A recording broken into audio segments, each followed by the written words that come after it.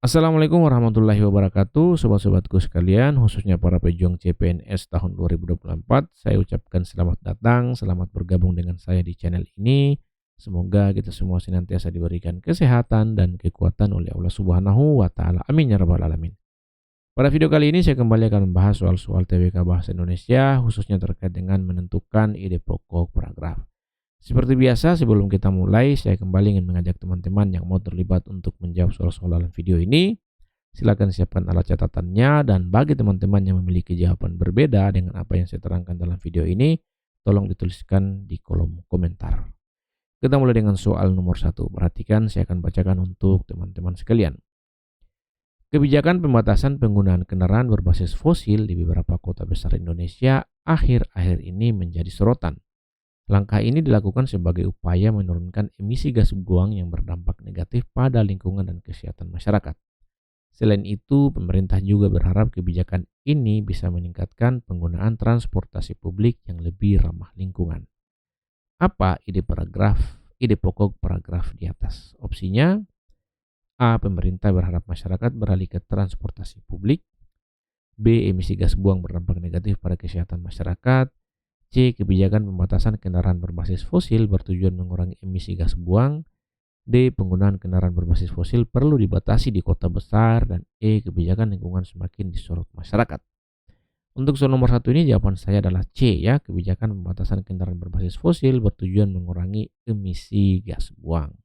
Jadi kalimat pertama pada jawaban ini mengidentifikasi masalah ya, yaitu kebijakan pembatasan kendaraan. Dan kalimat kedua memberikan tujuan spesifik dari kebijakan tersebut, yaitu menurunkan emisi gas buang. Oleh karena itu pilihan C secara langsung mencerminkan tujuan utama paragraf dan menyatukan informasi yang ada, menjadikannya sebagai ide pokok yang paling tepat. Sedangkan untuk pilihan lain hanya membahas detail dan dukungan saja, tidak secara spesifik menerangkan sebab dan akibat atau ide utama dari paragraf yang ada pada soal nomor 1 ini. Jadi nomor 1 jawabannya adalah C ya. Oke, selanjutnya kita lihat soal nomor 2. Perhatikan, saya akan bacakan untuk teman-teman sekalian. Belum lama ini, berita mengenai kenaikan harga beras memicu kekhawatiran di masyarakat. Kenaikan harga beras tidak hanya mempengaruhi daya beli masyarakat, tetapi juga menimbulkan pertanyaan mengenai ketersediaan stok pangan nasional. Pemerintah berupaya untuk menstabilkan harga dengan mengimpor beras dan memperketat pengawasan distribusi di pasar. Apa ide pokok paragraf di atas? Opsinya: A. Pemerintah berusaha menstabilkan harga beras. B. Kenaikan harga beras menimbulkan kekhawatiran di masyarakat. C. Stok pangan nasional dipengaruhi oleh harga beras. D. Pengawasan distribusi beras di pasar diperketat. Dan E. Impor beras menjadi solusi untuk masalah harga. Nah, untuk nomor 2 ini jawaban saya adalah B ya, kenaikan harga beras menimbulkan kekhawatiran di masyarakat. Jadi dari opsi jawaban yang ada kita bisa melihat bahwa kalimat pertama itu langsung menyebutkan bahwa kenaikan harga beras memicu kekhawatiran, merupakan inti dari paragraf. Jadi pilihan B ini mencakup ide pokok dan menyoroti dampak utama dari kenaikan harga. Oleh karena itu ya opsi B menjadi jawaban yang tepat untuk soal nomor 2. Sedangkan pilihan lain hanya fokus pada reaksi pemerintah atau detail yang mendukung, bukan ide utama. Jadi untuk menjawab soal seperti ini sebetulnya kita tinggal melihat saja apa yang paling relevan dengan kalimat yang ada ya. Nah, kalau kita perhatikan opsi B ini opsi yang paling relevan dengan kalimat yang ada, karena dia menerangkan secara spesifik terkait dengan apa dampak dari sebuah persoalan ya. Apa masalahnya, kenaikan harga beras dampaknya apa? Ya, menimbulkan kekhawatiran di masyarakat. Jadi kita tinggal lihat polanya seperti itu, ada sebab dan akibat ya. Ya, kalau saya seperti itu cara untuk menganalisis soal dalam hal mencari ide pokok sebuah kalimat atau paragraf. Ya, mungkin ada di antara teman-teman yang punya ide atau trik lain, silakan dituliskan di kolom komentar. Oke, selanjutnya kita akan lihat soal nomor 3 ya. Dalam beberapa tahun terakhir, jumlah pekerja di Indonesia yang memilih bekerja di luar negeri terus meningkat. Faktor pendorongnya antara lain tingginya kebutuhan finansial keluarga dan keterbatasan lapangan kerja dengan upah layak di dalam negeri. Pemerintah berusaha merespon fenomena ini dengan memperkuat perlindungan bagi tenaga kerja Indonesia di luar negeri. Apa ide pokok paragraf di atas? Opsinya: A. Jumlah pekerja Indonesia di luar negeri meningkat karena keterbatasan lapangan kerja dalam negeri. B. Pemerintah memperkuat perlindungan bagi pekerja di luar negeri. C. Kebutuhan finansial keluarga memicu pekerja Indonesia bekerja di luar negeri. D. Tingginya angka pekerja di luar negeri menjadi perhatian pemerintah. Dan E. Pekerja Indonesia menghadapi keterbatasan lapangan kerja di dalam negeri. Untuk soal nomor 3 ini jawaban saya adalah A ya. Jumlah pekerja Indonesia di luar negeri meningkat karena keterbatasan lapangan kerja di dalam negeri. Jadi kalimat pertama pada opsi jawaban nomor 3 ini, pada opsi A di soal nomor 3 ini menyatakan adanya peningkatan jumlah pekerja di luar negeri. Dan kalimat kedua yaitu menjelaskan alasan peningkatan tersebut. Jadi selalu ada sebab dan akibat. Sehingga opsi A ini menjelaskan inti dari fenomena yang terjadi. Menjadikannya sebagai ide pokok dari kalimat atau paragraf yang ada di sini. Nah, sedangkan pilihan lain lebih bersifat detail atau menjelaskan dampak, bukan inti dari paragraf. Jadi selalu kita perhatikan ya, opsi yang kita pilih itu harus mencakup sebab dan akibat ya. Kira-kira seperti itu.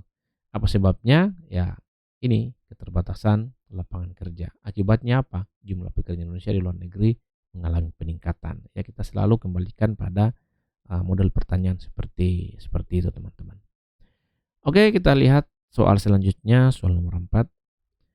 Fenomena polusi udara di beberapa kota besar Indonesia semakin parah. Masyarakat mulai merasakan dampaknya seperti peningkatan gangguan kesehatan pernapasan dan penurunnya kualitas hidup. Pemerintah pun mulai melakukan berbagai upaya untuk mengatasi masalah ini, termasuk memperbanyak ruang terbuka hijau dan mendorong penggunaan transportasi ramah lingkungan. Apa ide pokok paragraf di atas? Kita coba lihat opsinya. A. Pemerintah memperbanyak ruang terbuka hijau di kota besar. B. Masyarakat mengalami gangguan pernapasan karena polusi udara. C. Pemerintah berupaya mengatasi masalah polusi udara di kota besar.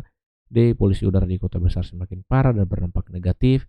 E. Ruang terbuka hijau efektif mengurangi polusi udara.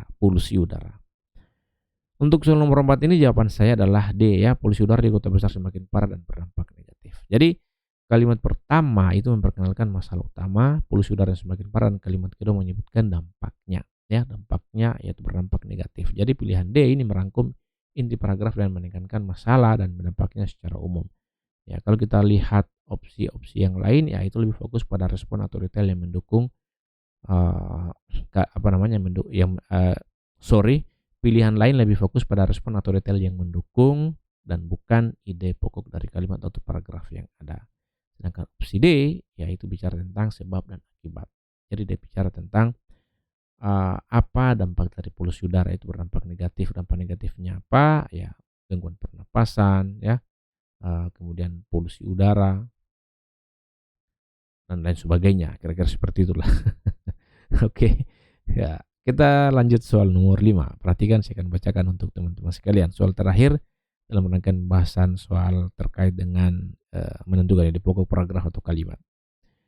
Maraknya informasi palsu atau hoax di media sosial kini menjadi tantangan besar bagi masyarakat dan pemerintah. Hoax dapat menimbulkan keresahan sosial bahkan memicu konflik di masyarakat. Untuk mengatasi masalah ini, pemerintah bekerja sama dengan platform media sosial untuk membatasi penyebaran informasi palsu dan mengedukasi masyarakat agar lebih kritis dalam menerima berita. Apa ide pokok paragraf di atas? Opsinya, hoax memicu konflik di masyarakat. B. Pemerintah bekerja sama dengan media sosial untuk mengatasi hoax. C. Hoax menjadi tantangan besar bagi masyarakat dan pemerintah. D. Masyarakat harus kritis terhadap hoax di media sosial. Dan E. Hoax dapat menimbulkan keresahan sosial. Untuk soal nomor 5 ini jawaban saya adalah C ya. Hoax menjadi tantangan besar bagi masyarakat dan pemerintah.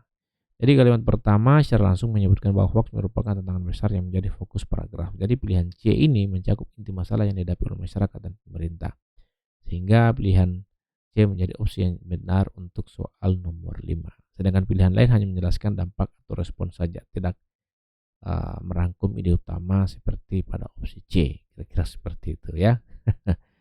Oke, sekira demikian apa yang bisa saya sampaikan pada video yang singkat ini. Mudah-mudahan bisa bermanfaat bagi teman-teman sekalian. Pada akhirnya, ketekunan dalam belajar akan selalu membuahkan hasil yang manis. Akhir kata saya ingin mengucapkan wabillahi taufiq wal hidayah. Assalamualaikum warahmatullahi wabarakatuh. Salam dari saya dosen swasta dan terima kasih.